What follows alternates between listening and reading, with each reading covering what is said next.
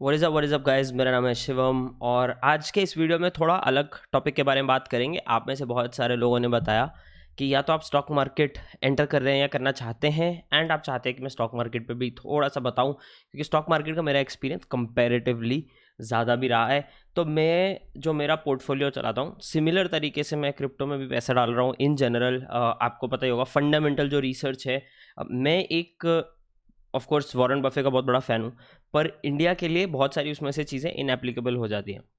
तो वो सब किताबें वगैरह मैंने पढ़ी हैं, इंटेलिजेंट इन्वेस्टर से लेके वॉरेन बफे कैसे अपना स्टॉक सेलेक्ट करते हैं, मोनीश पबराय और ये लोग कैसे स्टॉक सेलेक्ट करते हैं। अब उसमें स्पेसिफिकली मुझे जो सबसे ज़्यादा अच्छी अप्रोच लगी थी वो सौरभ मुखर्जी हैं। He runs a company called Marcellus investment managers Mumbai में।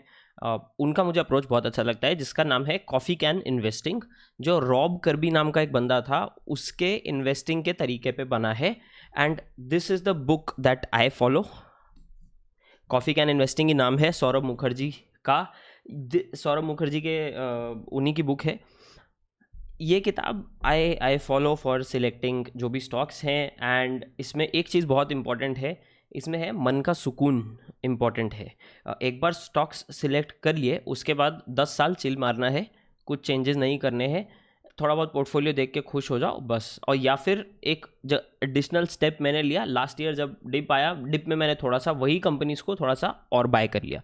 तो बस इतना ही इसमें आपको काम करना पड़ता है, इसके अलावा कोई काम नहीं करना पड़ता।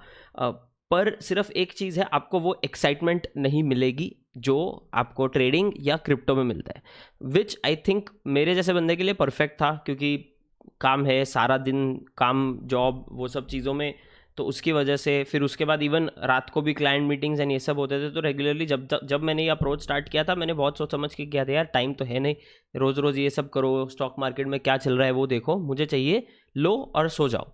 तो उसमें वो कुछ 3 चीज़ें पहले तो बताते हैं। एक, इंडिया में सबसे ज़्यादा इंपॉर्टेंट होता है कंपनी सिलेक्ट करते टाइम कि उनकी मैनेजमेंट देखी जाए, मैनेजमेंट कितनी अच्छी है इन टर्म्स ऑफ कितनी ऑनेस्ट है। एंड उसमें एक तरीका, बहुत बार ये लोग जब चेक करते हैं तो ऐसा चेक करते हैं कि क्या मैनेजमेंट खुद उस कंपनी में कितना परसेंटेज के शेयर होल्डर हैं, मतलब एंड उनका पूरा वेल्थ, मतलब मान लो मेरी एक कंपनी है, ठीक है, मैं उसमें शेयर होल्डर हूँ 50% का फॉर एग्जांपल, और पर मैं 10 और कंपनीज में भी शेयर होल्डर हूँ। तो ठीक है, यहाँ से अगर मुझे इतना थोड़ा ऊपर नीचे हो जाता है, बाकी जगहों से तो रहेगा ना मेरा वेल्थ।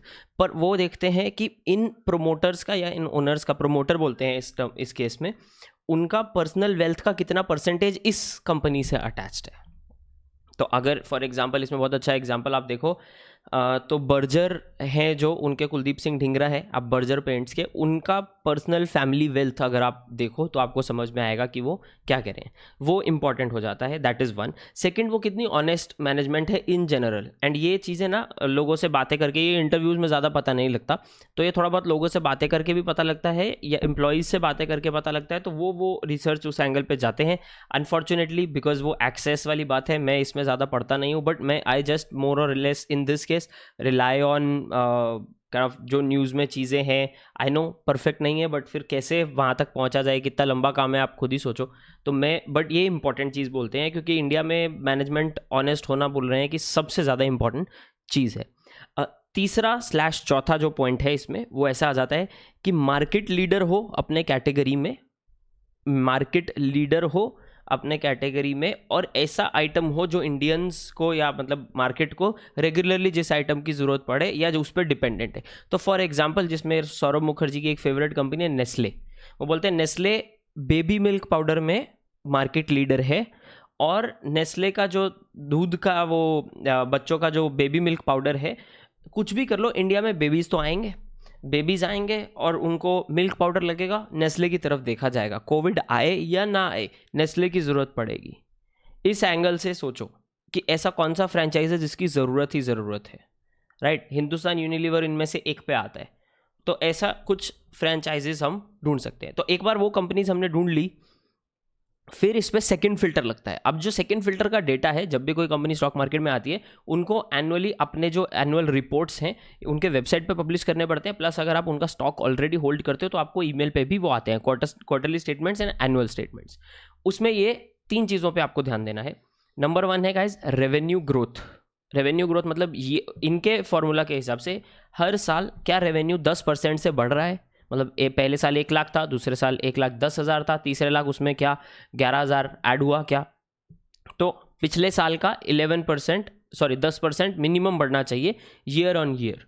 ये कॉन्स्टेंटली होता आ रहा है क्या? अगर रेवेन्यू ग्रोथ स्लो हुआ है कहीं पे तो क्यों स्लो हुआ है? तो फॉर एग्जांपल लास्ट ईयर बहुत सारे लोगों का रेवेन्यू ग्रोथ हमको स्लो होता दिखा होगा, तो वो क्यों हुआ है वो थोड़ा सा देख लेना है कि किस रीज़न की वजह से हुआ। क्या वो कंट्रोवर्सी में फंसे थे या पूरा मार्केट ही डाउन था? तो वो एंगल में थोड़ा सा आप एक्सेप्शन कर सकते हो। जहाँ एक्सेप्शन नहीं कर सकते वो है return on capital employed, ROCE। इसका मैंने कॉन्सेप्ट इन्वेस्टिंग वर्सेस ट्रेडिंग वाले वीडियो में बताया था। ROCE ये है कि अगर कोई कंपनी कहीं पैसा लगाती है तो उनका एक्सपेक्टेड रिटर्न क्या है। In this case he suggest कि 15% से ज़्यादा उनका ROCE आना चाहिए कंसिस्टेंटली। अगर वो 15% से कम का ROCE दे रही है कंपनी, मतलब वो कंपनी जानती नहीं है कि अपने पैसे का सही इस्तेमाल कैसे किया जाए।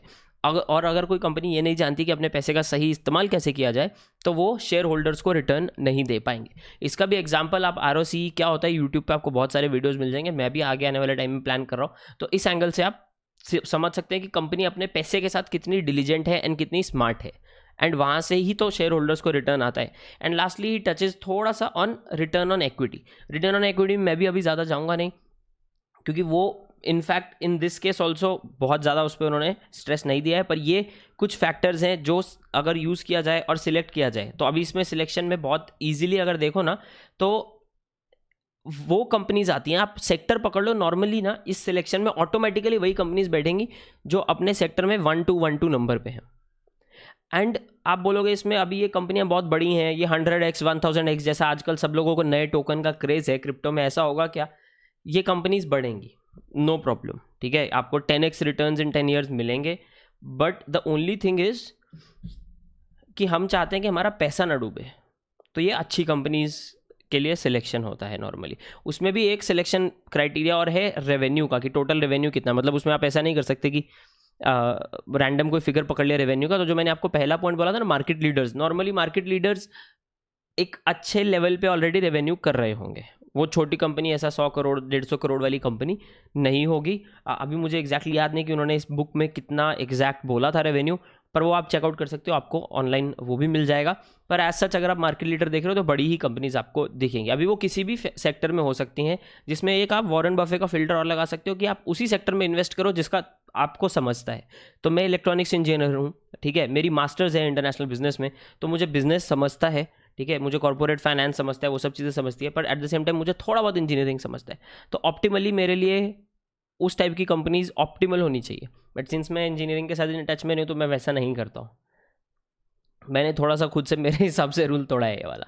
तो ये एंगल से आप अगर इन्वेस्ट करो तो 10 ईयर्स 10x। अब इसमें बहुत सारे लोगों का यार ये तो सिर्फ 10x ही है, 10 साल में क्रिप्टो में तो कहीं ज़्यादा बन जाएगा। बट मैं आपको एक चीज़ बताता हूँ, ये कंपाउंडेड रेट होता है गाइस। पहले 10 साल में आपको 10x मिल रहा है, वो 10x के ऊपर 10x अगले 10 साल में मिल रहा है। तो अगर आप रिटायरमेंट के लिए कहीं पे इन्वेस्ट कर रहे हो, राइट, तो मैं हमेशा बोलता हूँ क्रिप्टो और इसमें डिवाइड कर लो, ठीक है। 100% क्रिप्टो 100% स्टॉक्स मत जाओ, क्रिप्टो का ऑप्शन अवेलेबल है, तो क्रिप्टो वाला जो एसेट क्लास है उसमें भी थोड़ा बहुत पैसा डालो।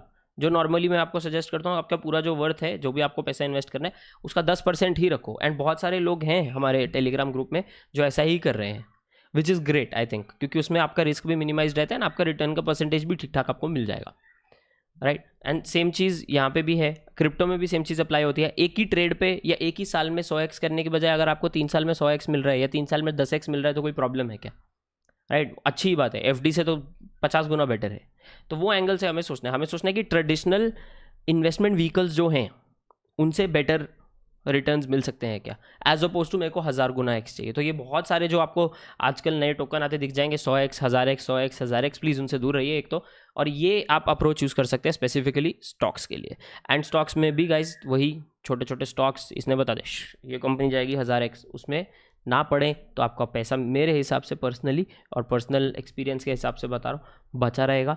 This is my opinion on stocks investing. This again as always guys ये फाइनेंशियल एडवाइस नहीं है, अपना रिसर्च ज़रूर कर लें। अपने पैसे का जो भी आप जहाँ पे पैसा डाल रहे हैं, रिस्क माप तोल कर सब पैसा लगाएं। किसी भी यूट्यूबर की बात पे 100% आंख बंद करके विश्वास मत करें। मैं आप लोगों को मिलूंगा अगले वीडियो में। एज ऑलवेज अगर आपने लाइक बटन पे मुक्का नहीं मारा है और सब्सक्राइब और घंटी ये दोनों बटन नहीं क्लिक किए हैं तो प्लीज़ कर दो, प्लीज़ थोड़ा सा। आपने मिलता हूँ अगले वीडियो में। चाओ चाओ।